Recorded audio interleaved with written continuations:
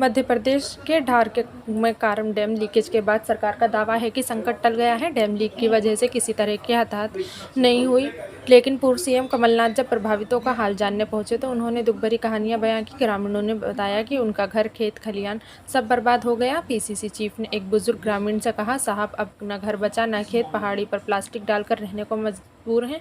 Dam के पानी में हमारा सब कुछ छीन लिया। खेत में खड़ी फसल पूरी तरह नष्ट हो चुकी है। अब खेत में पत्थर ही पत्थर नजर आ रहे हैं। यहाँ तो अब जीवन भर फसल ही नहीं उगेगी। कैसे गुजर करेंगे, कहाँ रहेंगे?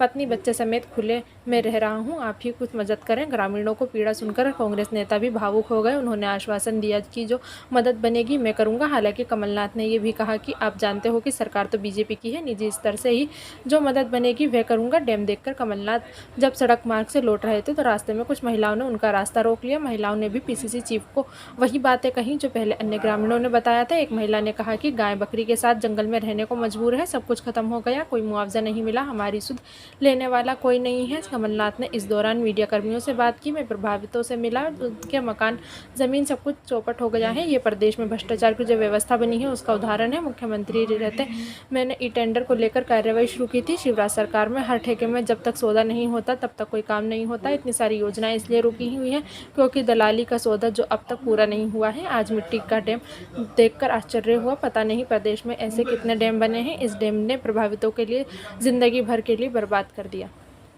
कमलनाथ ने एक ट्वीट में लिखा, प्रभावित किसानों ने बताया कि उनकी फसल बह गई, घर बह गया, मिट्टी बह गई, बड़े बड़े पत्थर बहकर खेतों में आ गए। अब खेती नहीं कर सकते, अब भी घर छोड़कर पहाड़ों जंगलों में रह रहे हैं। कोई हाल जानने को अभी तक नहीं आया, कोई सर्वे नहीं हुआ, कोई मुआवजा नहीं। कांग्रेस विधायक जयवर्धन सिंह ने भी इस घटना को लेकर बीजेपी पर निशाना साधा है। उन्होंने कहा कि धार में जो नवनिर्मित डैम बहा है वो भाजपा नेता सरकार के अति करीबी ठेकेदार अशोक भारद्वाज की कंपनी सारथी कंस्ट्रक्शन ने बनाया है।